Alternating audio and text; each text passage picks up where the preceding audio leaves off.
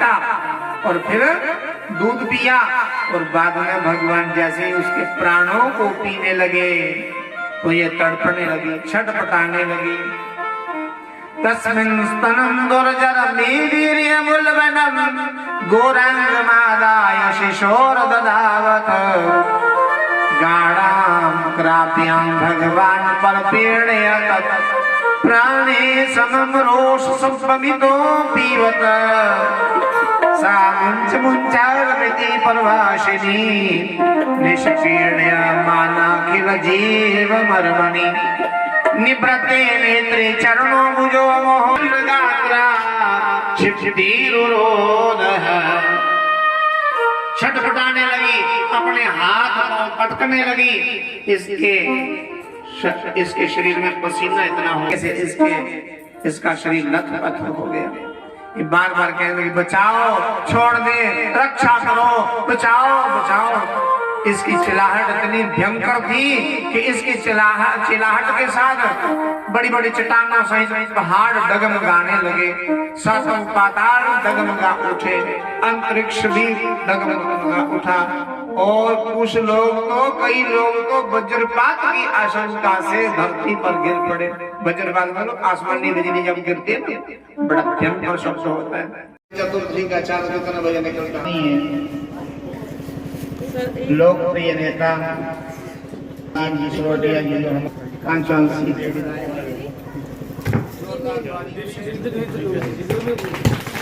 बादल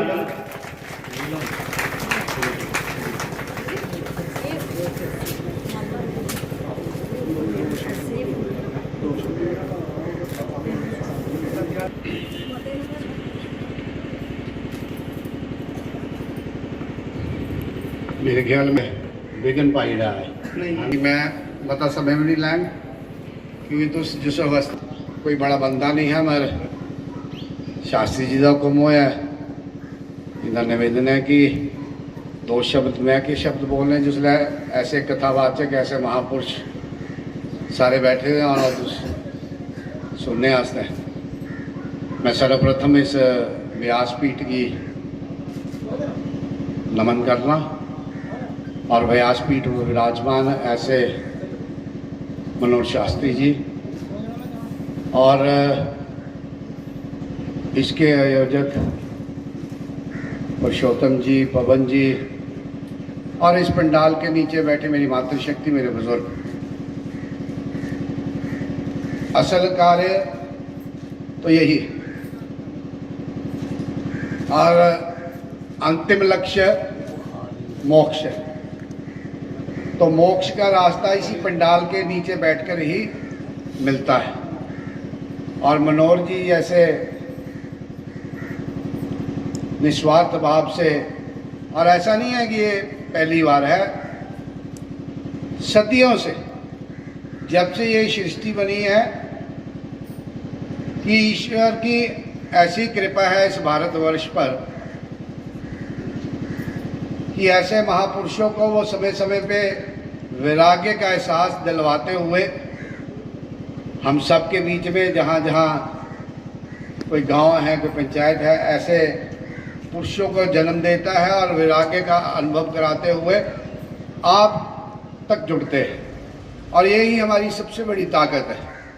भौतिक और आध्यात्मिकवाद ये दो सिक्के हैं, ये साथ में ही चलने चाहिए। और हमारे ग्रंथ, हमारे शास्त्रों में कहीं नहीं लिखा है कि आप गृहस्थ छोड़ दो, कहीं नहीं इसका व्याख्यान है। हमारे गृहस्थ के कार्य करते करते ईश्वर ने कहा कि मैंने ये रचना की आपके लिए की और इस रचना में सबसे उत्तम कुछ मैंने बनाया तो मनुष्य का शरीर बनाया। और हम हिंदू लोग हैं, हम बिलीव करते हैं, हमें अगले जन्म में भी बिलीव करते हैं और कर्म में भी बिलीव करते हैं। और ये भी हमें पढ़ाया गया है, सिखाया गया है कि कई 84 लाख जोनियां भोग के ये मनुष्य का शरीर मिलता है। मैं कहता हूँ 84 लाख नहीं, कई 84 लाख जोनियां भोगने के बाद फिर ये मनुष्य मिलता है। और ये शरीर कब मिलता है? जब पाप और पुण्य के कर्म बराबर हो तो ये मनुष्य का चोला मिलता है। और अब पाप और पुण्य कैसे भोगता है आदमी?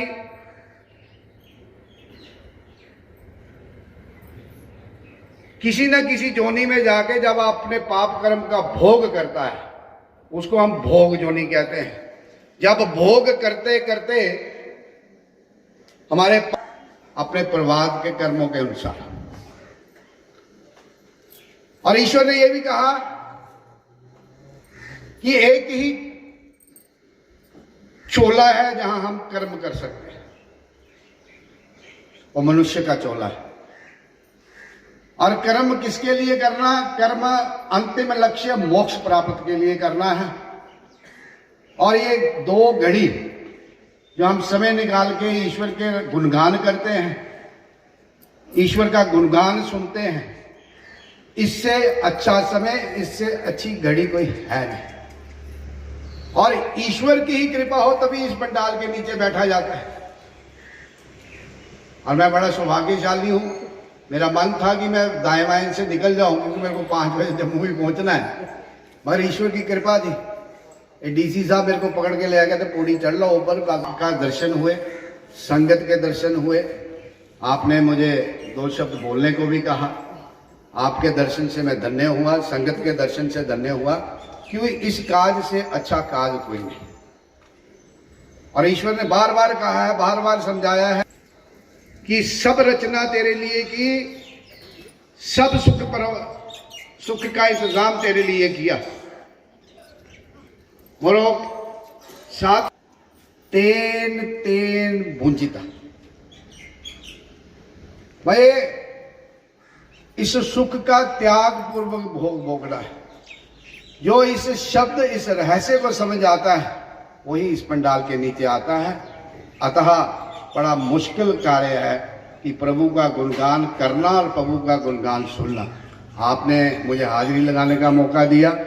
पुनः एक बार व्यासपीठ को नमन करता हुआ, मनोहर जी के चरणों में नमन करता हुआ, आई हुई संगत के चरणों में मैं नमन करता हुआ आप सबका आभारी हूँ। बहुत बहुत शुक्रिया, बहुत बहुत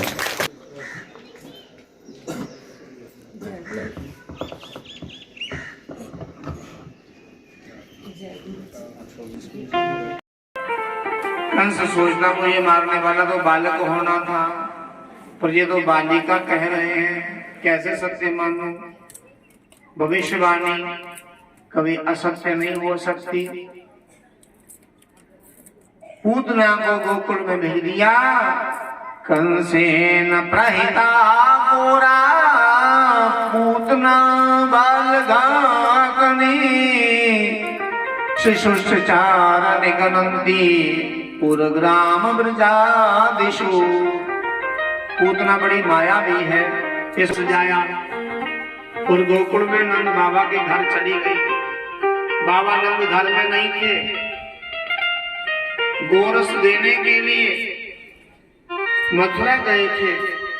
पूतना मैया को देखा कि कहीं अपने काम धंधे में लग गई है, तो कन्हैया को पालने से सोया हुआ कन्हैया उठा लिया। कन्हैया सोए नहीं थे, जानबूझ के उन्होंने नेत्र बंद कर रखे थे। राजा परीक्षित बड़ी तत्परता से कथा सुन रहे थे। सुखदेव जी से कहते, गुरुदेव आप कह रहे हैं कि राक्षसी घर आ गई और कन्हैया ने, भगवान ने नेत्र बंद किए। भगवान ने नेत्र बंद क्यों किए? राक्षसी घर आ गई है, भगवान को तो नेत्र खोलने चाहिए थे। सुखदेव कहते हैं, राजन भगवान जानते हैं पूतना ने माया का रूप धारण किया है। यदि मेरी दृष्टि पड़ी तो इसकी माया नष्ट हो जाएगी, ये अपने असली रूप में प्रकट हो जाएगी। इसका असली रूप देखने योग्य नहीं, बड़ा विकराल भयंकर रूप है इसका। इसका रूप देखकर कहीं मेरी मैया डर गई तो क्या लाभ? इसलिए मेरी मैया ना डरे, मैं ही नेत्र बंद कर लेता हूँ। कई कवि कहते भगवान ने नेत्र इसलिए बंद किए, भगवान मन ही मन महादेव को स्मरण करते हैं। मैं विष नहीं दिया, पर पूतना मुझे विष पिलाने आई है। विष का स्वाद आपने चखा है भगवान, विष आपकी। कई कवि कहते जिंदगी में कभी संकट आए ना तो अपने भगवान को याद करना चाहिए, इसलिए भगवान कृष्ण ने महादेव को याद किया था।